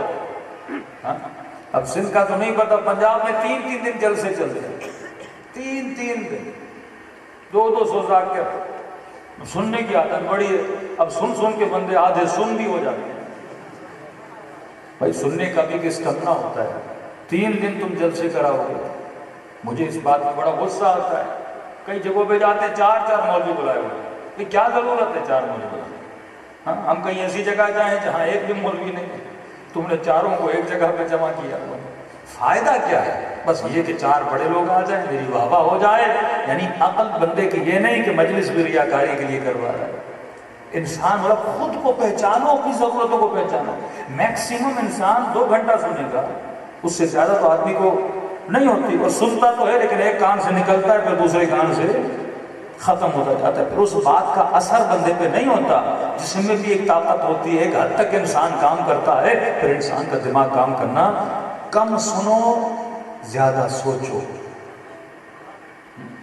اگر زیادہ سننے کی عادت ہو گئی نا، سوچو گے نہیں، ایسے ڈرامے دیکھتے جاؤ گے، فلمیں دیکھتے جاؤ گے۔ یہ ڈرائیور نہیں دیکھے آپ نے، کیسٹ لگا لی، گانے چل رہے ہیں، اب سمجھ نہیں آ رہی اسے، سنتا جا رہا ہے سنتا جا رہا ہے سنتا جا رہا ہے۔ آج رسم محرم آیا، نوحے کی کیسٹ لگا دی، محرم ختم ہوا، گانے کی کیسٹ لگا دی۔ اب اس بدبخت کو پتہ ہی نہیں مجھے سننا کیا، بس اسے سننا ہے۔ جیسے پتا ہوتا ہے نا صبح انڈا کھانا ہے، دوپہر کو مثلاً یہ کھانا ہے، رات کو یہ کھانا ہے، اس نے ذہن بنا دیا ہے کہ کان نے کیا کھانا ہے۔ محرم میں سے نوحہ کھانا ہے، محرم گزرا اس نے گانا کھانا ہے، اسے یہ نہیں پتا کہ میں نے کان کو غذا کیا دینی ہے۔ یہ الفاظ جو تیرے ذہن میں جاتے ہیں تیری شخصیت بناتے ہیں۔ غلط چیزیں سنے گا غلط شخصیت بنے گی، اچھی چیزیں سنے گا اس کا اثر تمہاری روح پہ ہوتا ہے، صرف بدن نہیں تو جو چیزوں کا مجموعہ ہے، تیرے اندر روح بھی ہے بدن بھی ہے۔ بدن، آیت اللہ خان ساری کے پاس ایک لکڑی کا کام کرنے والا گیا کہ قبلہ مجھے بتائیے، کوئی نصیحت کریے، میں زندگی میں کیا کروں؟ انہوں نے کہا کام کیا کرتے ہو؟ کہ نجار ہوں، کھڑکیاں وڑکیاں بیڈ بناتا ہوں، لکڑی کا کام کرتا ہوں۔ کہ کھڑکیاں بناتے ہو؟ کہ ہاں۔ کہ بس ایک کام کرو، اپنے بدن کی کھڑکیوں کو شیطان کے لیے بند کر دو۔ گھر پہ تالا، گاڑی پہ تالا، موبائل پہ لوک، پر بدن پہ کوئی لوک نہیں، زبان پہ کوئی لوک نہیں، آنکھوں پہ کوئی لوک نہیں۔ بھائی موبائل ہے نا، جب تیرا انگوٹھا لگتا ہے نا پھر کھلتا ہے، جب تو اپنا پاسورڈ لگاتا ہے پھر کھلتا ہے، ہر کسی کے ہاتھ میں نہیں کھلتا، تو پھر تیرا بدن ہر کسی کے ہاتھ میں کیوں جاتا ہے؟ آنکھوں کو وہاں کھول جہاں اللہ کا انگوٹھا لگے، جہاں خدا اجازت دے وہاں آنکھ اٹھے، جہاں اللہ اجازت دے وہ کان سنیں۔ تجھے اجازت نہیں زبان سے ہر لفظ ادا کرے، وہ الفاظ ادا کر۔ فرمایا شیعہ اکثر ذکر خدا میں مشغول رہتا ہے۔ آج سے عادت ڈالیے، فضول باتیں چھوڑ دیجیے۔ یہ سندھ میں بڑی عادت ہے نا، جہاں جاؤ بندے ہوٹل پہ بیٹھے ہو، کر کیا رہے ہو؟ ٹانگ ٹانگ پہ چڑھائی ہوئی، چائے پہ چائے پیے جا رہے ہیں، اور فلم چل رہی ہے، کوئی پنجابی فلم ہے، کوئی پتہ نہیں سلطان رائے کی فلم ہے، کیا دیکھ رہے ہو تم پتہ ہی نہیں۔ مکہ وہ مارتا ہے، بندہ 4 فٹ ادھر گرتا ہے، خوش یہ ہوتا ہے۔ تو بھی اپنی شیطان کو 2 فٹ والا مکہ مارنا، سارے مکے تو ہی کھا رہا ہے، نڈھال شیطان کے سامنے بندہ لیٹا ہوا ہے کہ جو کر تیری مرضی ہے۔ بہادر بن، کیوں اپنا وقت ضائع کر رہا ہے؟ اتنا قیمتی وقت جس کے ذریعے تو اپنے وجود کو، اپنی نسلوں کو بنا سکتا۔ یہ 1 گھنٹہ جا کے 4 فرامین مولا کے سن، 1 کتاب پڑھ، ان پڑھ ہے تو 1-2 حدیث سن لے کم از کم نا، قرآن کا ترجمہ لگا لے، نہج البلاغہ کچھ سیکھ، یا کچھ بھی نہیں کوئی ایسا کام کر جس کا فائدہ ہو، آخرت کا فائدہ ہو۔ یہ 4 گھنٹے جا کے مارکیٹ میں کما، کچھ پیسے تو گھر لائے گا۔ یہ 6 گھنٹے، ہم یہ نہیں کہتا آدمی آرام نہ کرے، لیکن آرام کی بھی ایک لمٹ ہوتی ہے نا۔ بندہ صبح سے شام تک 8 گھنٹے کام کرتا ہے، اب کہتا ہے مجھے آدھا گھنٹہ ریسٹ چاہیے، چلو آدھا گھنٹہ ٹی وی دیکھ لیتا ہے، 5 منٹ اخبار سن لیتا ہے، پھر بچوں سے باتیں کر، بیوی سے باتیں کر۔ بیوی چیخ رہی ہوتی ہے گھر میں ٹائم نہیں دیتا، اور فون پہ بولتا میں بہت بزی ہوں، پتہ چلتا ہے بندہ ہوٹل میں بیٹھا ہوا ہے۔ جس کا حق ہے اسے تو حق نہیں دے رہا، اور فضول دوستوں کے ساتھ تو اپنا ٹائم ضائع کر رہا ہے کہ یہ تیری قبر میں تجھے مدد کریں گے۔ کم از کم بچوں کو کچھ سکھائے گا، مرنے کے بعد ایک فاتحہ تو پڑھیں گے، مرنے کے بعد بیوی تیری اچھی باتیں تو کرے گی، ایسا نہ ہو مر جائے تو بولے ہاں صحیح تھا لیکن بہت نکما تھا۔ مولا فرماتے ہیں مومن کی نشانی جب دنیا سے جاتا ہے نا، لوگ اسے یاد کرتے ہیں، کہتے ہیں کتنا اچھا آدمی تھا۔ مرنے کے بعد کوئی تیرے بدن کو یاد نہیں کرتا، تیری صفات کو یاد کرتا ہے۔ آج دنیا حسین کے کردار کو یاد کر رہی ہے۔ کہاں ہے یزید کا جسم؟ ہے کسی کو پتا؟ سب کو یزید کا کردار یاد ہے۔ اسی طرح مولا حسین کا کردار، اور کردار کی وجہ سے خدا نے جسم حسین کو عظمت عطا کی۔ کردار تھا تبھی جسم کی ویلیو بنی ہے نا۔ یزید کا کردار نہیں تھا، کوئی اس کے جسم پر تھوکنے کے لیے بھی تیار نہیں ہے نا۔ کون پوچھے یزید کہاں ہے اس کا جسم؟ نہیں، تیری ویلیو بنتی ہے تیرے کردار کی وجہ سے۔ واللہ وقت کو ضائع نہ کر، وقت سے قیمتی کوئی چیز نہیں ہے۔ یا وقت دنیا بنانے میں لگا یا آخرت بنانے میں لگا۔ دنیا وہ بنا جو رزق حلال والی ہو، اور آخرت یعنی راز و نیاز، کردار، اپنے بچوں کو ٹائم دے، فیملی کو ٹائم دے۔ ٹائم کون سا دے؟ یعنی کہ فضول چیزوں کے لیے انہیں بٹھا کے سمجھا کہ ہم دنیا میں کیوں آئے ہیں، ہمیں اس مکتب کی، مذہب کی، دین کی اور اپنے وجود کو تربیت دینی ہے، اور قیامت کے دن ایسا بن کے اٹھنا ہے کہ رسول کی بیٹی ہمارے اوپر فخر کرتی ہوئی نظر آئے۔ یہ معاشروں کی گندی عادتیں، گندی دوستیاں، گندا ماحول۔ اب یہ بھی ضروری نہیں کہ بندہ ایک دن میں اپنی عادت کو چھوڑے۔ اب تربیت کیسے کرنی ہے یہ بھی اہل بیت کے فارمولے ہیں، انشاءاللہ 2 دن میں ٹائم رہا تو بتائیں گے کہ میں تربیت اپنی کروں تو کیسے کروں۔ مولا کا فرمان ہے کہ جس چیز کی عادت تمہارے جسم کو ہو گئی ہے اسے فوراً نہ چھوڑو، تمہارا جسم کیا ہو جائے گا؟ بیمار پڑ جائے گا۔ مثلا ایک آدمی سگریٹ کا عادی ہے یا نشے کا عادی ہے، اگر یہ فوراً چھوڑے گا نا بیڈ پہ بیٹھ جائے گا، نہ اس سے کام ہوگا، نہ اس سے ڈرائیونگ ہوگی، نہ دکان پہ بیٹھا جائے گا۔ اب مولانا نے کہا کہ نسوار چھوڑ دو، آدھا پاگل تو ویسے ہی ہو جائے گا۔ تو لوگ کہیں گے نسوار کھاتا تھا تو اچھا تھا بندہ، یہ تو ویسے ہی گھر میں سب سے لڑنے لگتا ہے۔ اب کیونکہ اسے غصہ آئے گا نا، جسم کو اس نے اتنا دیا، اب جسم اس سے مانگے گا، یہ پورا نہیں کرے گا، اس کو غصہ آئے گا، اب غصے میں بیوی کو مار دے، کہیں بیٹی کو نہ مار دے، الٹا یہ کیا ہو جائے گا؟ غلط کام کرنے لگے گا۔ تو میں نے اس کو تربیت کیسے دینی ہے اس کا بھی آہستہ آہستہ معصوم فرماتے ہیں۔ جس طرح بچہ پیدا ہوتا ہے نا، پیدا ہوتے ہی بچے کو گوشت نہیں دیا جاتا، دو کے بچہ مر جائے گا۔ پیدا ہوتے ہی بچے کو کسٹرڈ نہیں کھلاؤ گے، مر جائے گا۔ پہلے اسے نرم غذا، ہلکا سا دودھ پیتے پیتے طاقتور ہوتا ہے، تھوڑے دانت آتے ہیں، پھر ہلکی ہلکی نرم غذا، یہاں تک کہ اس کا معدہ اتنا مضبوط ہو جاتا ہے وہ گوشت کو کیا کرتا ہے؟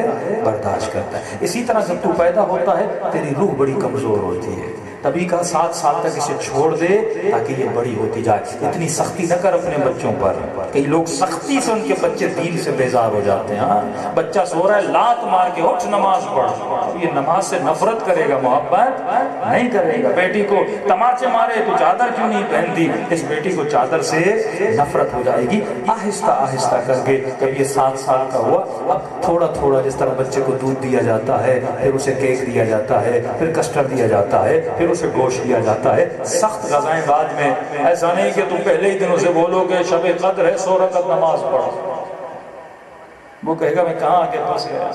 ایک بندہ نیا نیا مسلمان بنا، اس نے کہا چل مسجد میں نماز پڑھو، نیا نیا مسلمان، نیا نیا شوق، عبادت کریں گے، اللہ کی عبادت کریں گے، مسجد میں مولوی صاحب کو بولا یہ نیا مسلمان ہے۔ اور آپ کو پتہ ہے اہل سنت جو ہے نمازوں میں لمبی لمبی لمبی صورتیں پڑھتے ہیں، عادت ہے، پوری پوری رات جو تراویح پڑھتے ہیں پورا قرآن ہی ختم کر دیتے ہیں، اور اسپیڈ اتنی ہوتی ہے الا ماشاءاللہ جہاز کی اسپیڈ سے قرآن پڑھتے ہیں۔ بھائی سمجھ تو صحیح تو کیا پڑھ رہا ہے؟ ایک رمضان میں مولوی کی اذان اور تراویح، اسپیڈ اتنی ہوتی ہے کہ آنکھ سموسے پہ ہوتی ہے، اور ایسی تیز اذان دے رہا ہوتا ہے۔ یہ منع ہے معصومیت، عبادت طمأنینے کے ساتھ۔ ہمارے بعض لوگ پتہ نہیں کہاں سے سیکھتے ہیں کہ مولانا ہم تو بڑے متقی ہیں، رمضان میں پہلے نماز پڑھیں گے پھر کھانا کھائیں گے۔ بھائی ہر بندے کی کیفیت الگ ہے، اگر تو برداشت کر سکتا ہے نماز پڑھ، بعد میں افطاری کر، لیکن اگر کسی کا بی پی لو ہو گیا ہے، شوگر لو ہو گئی ہے، اب وہ ضد کرے نہیں نماز پڑھنے کے بعد، وہ نماز ہی نہیں رہے گی، تیری توجہ نہیں ہوگی، پوری نماز میں کھجور اور شربت گھوم رہا ہوگا، بس ختم کروں گلاس پی، نماز کا کیا فائدہ؟ اذان آئی سکون سے جا کے شربت کا گلاس پی، 2 کھجوریں کھا، پیٹ کو انرجی مل جائے گی، تم نے بدن کو کھانا دے دیا۔ اب بدن روح کو تنگ نہیں کرے گا، ورنہ تو بدن کو بھوکا رکھے گا، کہے گا اللہ اکبر، یہ بولے گا کھجور دے، یہ بولے گا جوس دے، بولے گا سموسا دے، پکوڑا دے، پوری نماز میں پکوڑ کھجور اور سب نماز تباہ ہو گئی۔ مینیج کا تربیت کرنا سیکھ، اذان آ گئی روزہ پورا ہو گیا، جا آدھا گلاس پانی کا پی، 1-2 کھجوریں لے، کتنا لگتا ہے 1 منٹ ہی لگے گا نا، 2 کھجوروں لے کر بی پی تیرا مینٹین ہو جائے گا، شوگر تیری مینٹین ہو جائے گی۔ اب سکون کے ساتھ مصلے پہ کھڑے ہو جا، اللہ اکبر، نماز اطمینان کے ساتھ۔ اب بولے نہیں میں بڑا متقی ہوں، 10 نمازیں پڑھنے کے بعد کھانا کھاؤں گا، پھر وہ نماز نہیں ہوگی، وہ پکوڑا ہوگا، اس نماز کا کوئی فائدہ نہیں ہے۔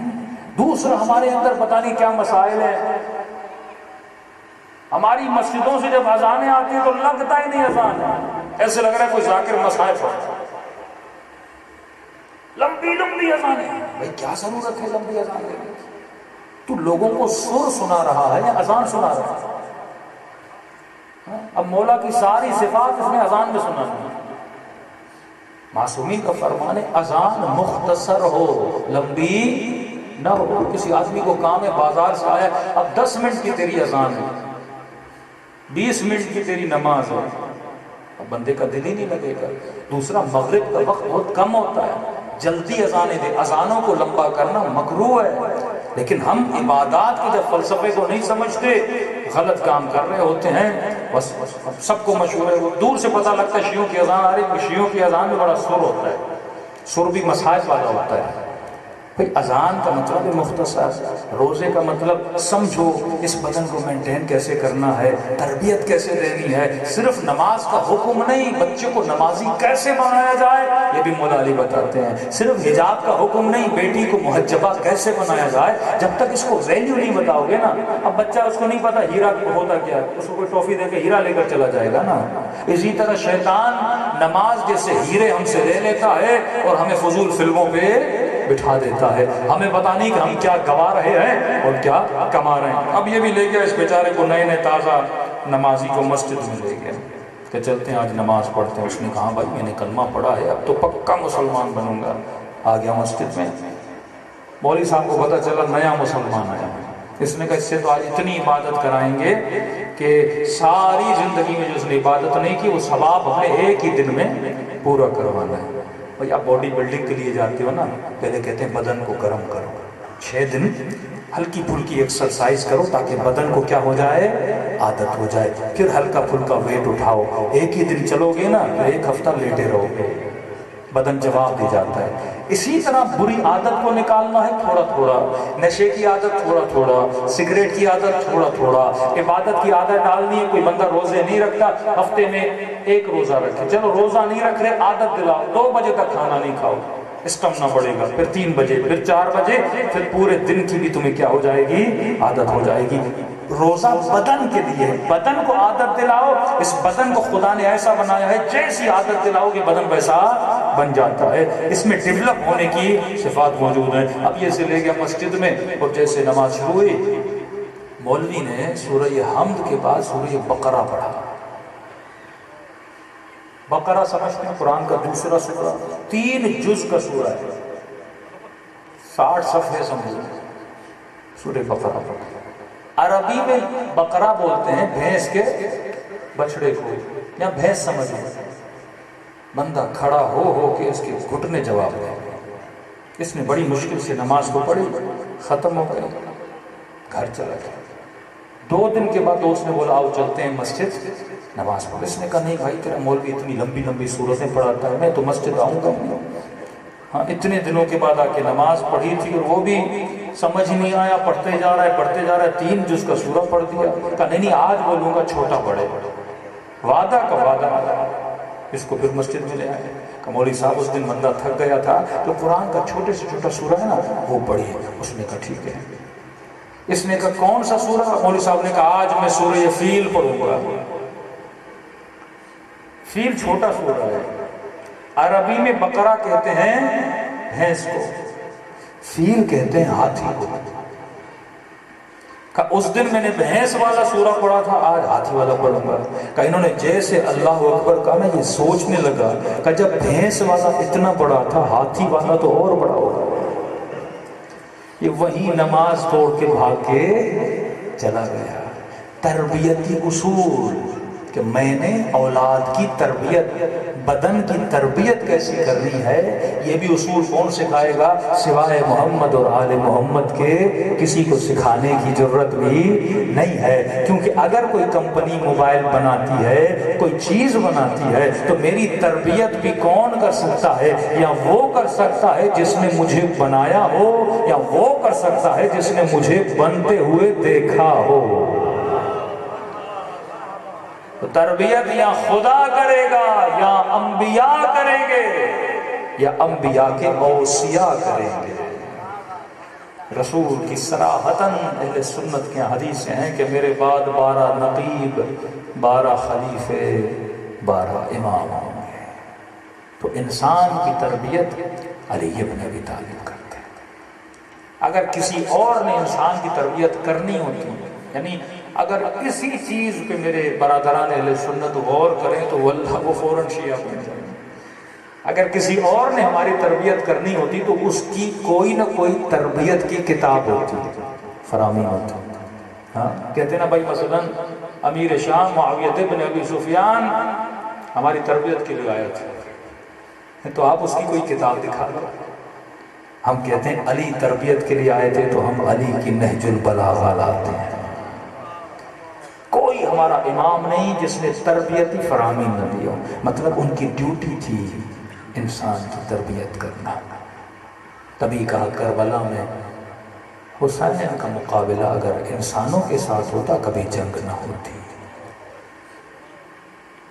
غیر تربیت یافتہ انسان جو حیوانیت کے درجات سے بھی گر چکے تھے۔ کبھی دیکھا کوئی 4 سالہ بچی کو تماچے مارے؟ کتنا بھی انسان ظالم اور بچیوں کو تماچے نہیں مارتا۔ کبھی دیکھا کوئی 6 مہینے کے بچے کے گلے میں تیر لگائے؟ یہ تو صبر حسین ابن علی تھا۔ ایک بد دعا دیتے تو پورا لشکر تباہ ہو جاتا، لیکن حسین نے بد دعا نہیں دی، صبر کیا، اور خدا نے کہا حسین تیرے صبر کا پھل میٹھا ہوگا۔ ایک ایسا فرش لگے گا تا قیامت تیرے نام پہ لوگوں کی تربیت کی جائے گی، انسانیت کا درس سکھایا جائے گا۔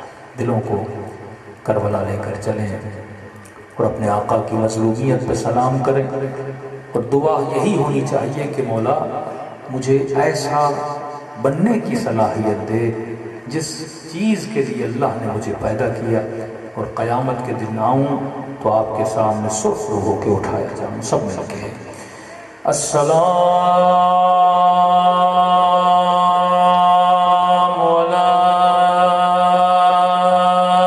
حسین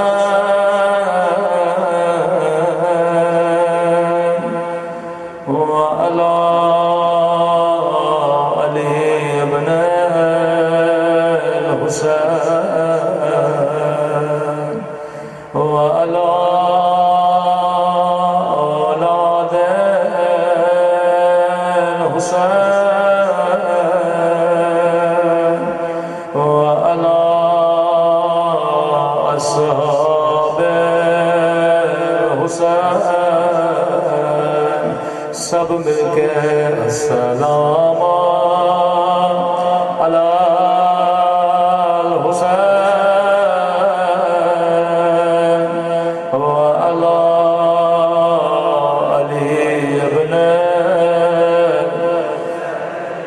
بلند آواز وعلی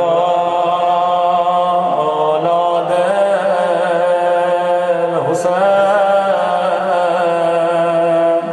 وعلی اصحاب، سب مل کے السلام علی الحسین وعلی علی ابن وعلی اولاد الحسین وعلی اصحاب،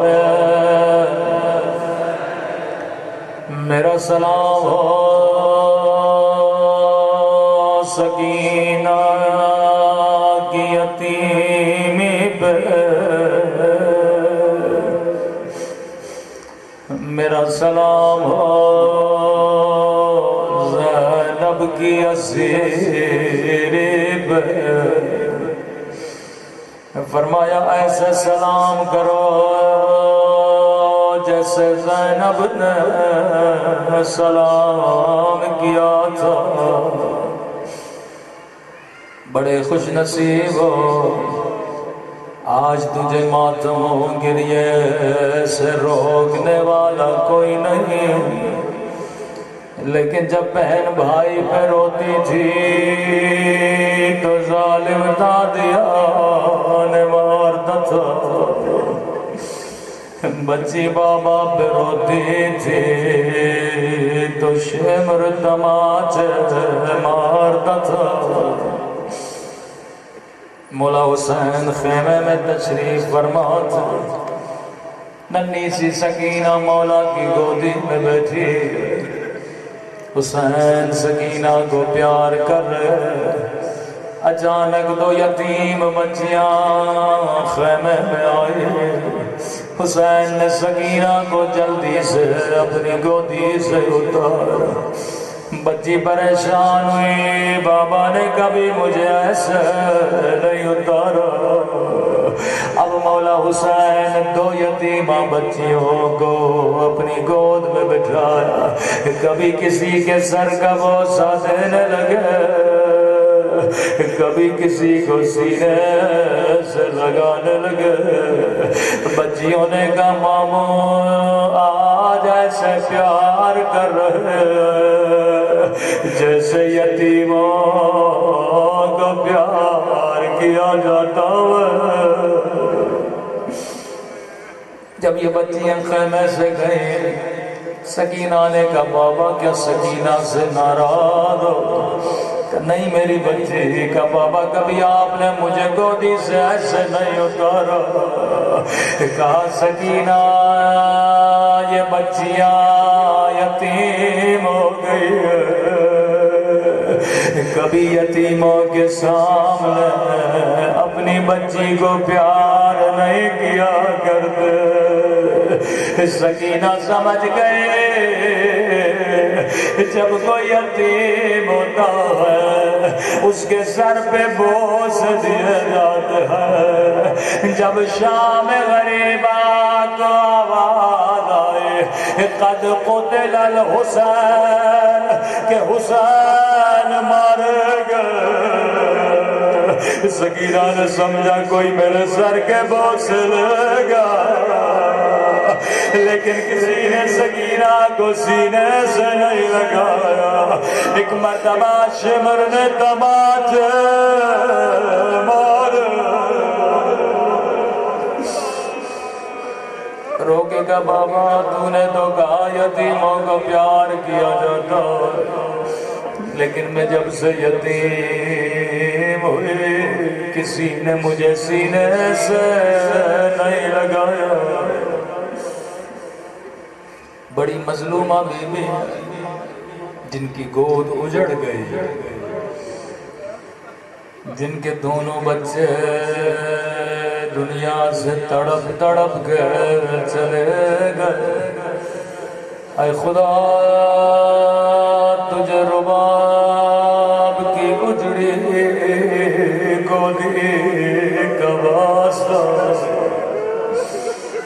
بڑی مظلومہ بیوی ہے، کبھی ٹھنڈا پانی نہیں پیا، کبھی سائے میں نہیں بیٹھی، کہتی ہے سجاد کیسے ٹھنڈا پانی پیوں، میرے اصغر کو پانی نہیں ملا تھا، میرے حسین کو پانی نہیں ملا۔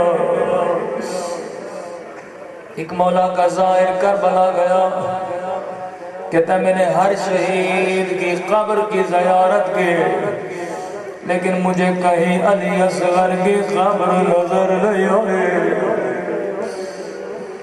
کبھی اس طرف جائے کبھی اس طرف جائے، کبھی کسی خادم سے پوچھے بتا علی اصغر کی قبر کہاں ہے؟ میں نے سنا تھا حسین نے خیمے کے پیچھے علی اصغر کو دفن کیا تھا۔ خدا نے کہا میں نہیں پتا۔ یہ روتا ہوا آیت اللہ کشمیری کے پاس آیا کہ قبلہ میں ڈھونڈ ڈھونڈ کے تھک گیا، لیکن کہیں 6 مہینے کے بچے کی قبر نظر نہیں آئی، بتائیے کہاں موجود ہے؟ آغا کشمیری کہتے ہیں مجھے بھی نہیں پتا، مجھے 3 دن کی مہلت دے۔ قبلہ کہتے ہیں میں نے ہر کتاب پڑھی لیکن کہیں نہیں ملا کہ علی اصغر کی قبر کہاں ہے۔ میں مصلی پہ رو رو کے سجدے میں چلا گیا، میں نے کہا امام حسین آپ کے ظاہر پوچھتے ہیں کہ علی اصغر کی قبر کہاں ہے؟ فرماتے سجدے میں نیند آئی، خواب میں امام حسین کی زیارت نصیب ہوئی۔ امام نے کہا کشمیری میرے عزاداروں کو بتا دو علی اصغر کو ڈھونڈنے کی زحمت نہ کرے، میرے بچے کی کوئی قبر نہیں ہے، کہ جسے اصغر کی زیارت کرنی ہے وہ حسین کی قبر کی زیارت کر لے۔ کہ مولا پھر بھی بتائیے علی اصغر کو مولا نے کہاں دفن کیا؟ کہ کشمیری میں نے کہا جسے اصغر کی زیارت کرنی ہے وہ حسین کی قبر کی زیارت کر لے۔ اور سجاد نے علی اصغر کو میرے سینے پہ سلایا تھا، میرا ننھا سا بچہ میرے سینے پہ دفن، 6 مہینے کی عمر پر باب الحوائج فرمایا حسین نے آواز دی حل من ناصر ینصرنا، ہے کوئی حسین کی مدد کرنے والا؟ کبھی دائیں دیکھ دے کبھی بائیں دیکھ دے، کہتے میرے شیرو کہاں ہو، عباس کہاں ہو، حبیب ابن مظاہر کہاں ہو۔ جیسے یہ آواز اصغر کے کانوں پہ پڑے، بچے نے رونا شروع کیا، رباب پریشان ہوئے کہ مولا حسین خیمے میں آئے۔ علی اصغر نے خود کو جھولے سے گرا دیا۔ امام نے کہا میرے بچے کو سفید کپڑے میں لپیٹو، جس طرح سندھ میں رواج ہے نا بچے کو لپیٹا جاتا ہے۔ حسین نے سفید کپڑے میں علی اصغر کو لپٹا، ایک مرتبہ میدان کی طرف گئے، فوج اشقیا سمجھی حسین قرآن لے کر آئے، کسی نے کہا حسین قرآن لے کر آئے۔ امام نے اپنے بچے کو ہاتھوں پہ اٹھایا، کہا فوج اشقیا اگر تیری دشمنی ہے تو حسین کے ساتھ ہے، میرے بچے نے تیرا کیا بگاڑا، تھوڑا پانی میرے بچے کو دے دو۔ اتنے خبیث سے لشکر یزید والے کہنے لگے حسین پیاس تجھے لگی ہے، بہانہ بچے کا کر رہے ہو۔ امام نے فرمایا اصغر حجت خدا کے بیٹے ہو، بیٹا حجت تمام کرو۔ ایک مرتبہ خشک زبان باہر نکلے، اصغر نے اپنے ہونٹوں پہ پھیرے، فوج اشقیا منہ چھپا کے رونے لگے۔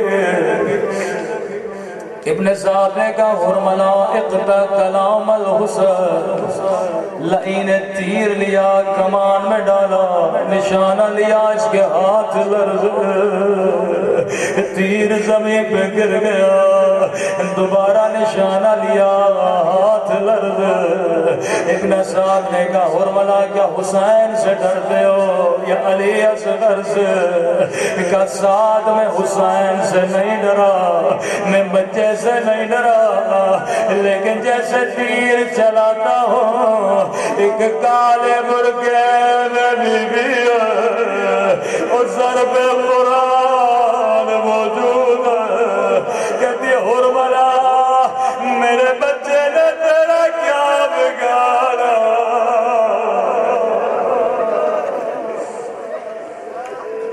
لئی نے کہا حرملا تیری آنکھوں پہ پٹی باندھ دو، تو نشانہ لے۔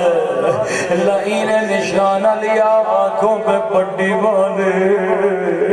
اب روایت کے جملے بڑے سخت ہیں، مولا فرماتے عربوں کے پاس دو طرح کے تیر ہوتے ہیں، ایک تیر گھوڑوں کو مارنے کے لیے، ایک انسانوں کو مارنے کے لیے، کیونکہ لئی کی آنکھیں بند تھیں اس نے وہ تیر اٹھایا، اور جس کا وزن اصغر کے وزن سے زیادہ تھا، یہ تیر کمان سے نکلا، من الاذن الى الاذن، علی اصغر کا گلا ذبح ہوا۔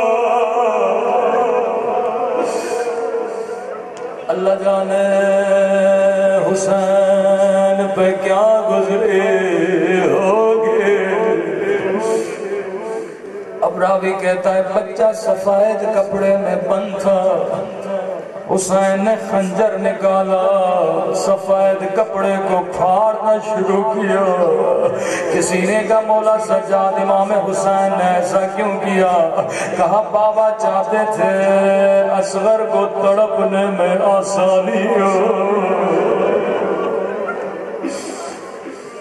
اللہ جانے کیا سوچ کی یہ ننا سا بدن خیموں کی طرف لے گئے، پورے راستے سوچتے رہے رباب کیا کہے گے، حسین میرے بچے کو پانی پلایا، خیمے کے در سے آواز دی بہن زینب جلدی آ، لیکن ماں کو نہ بتانا۔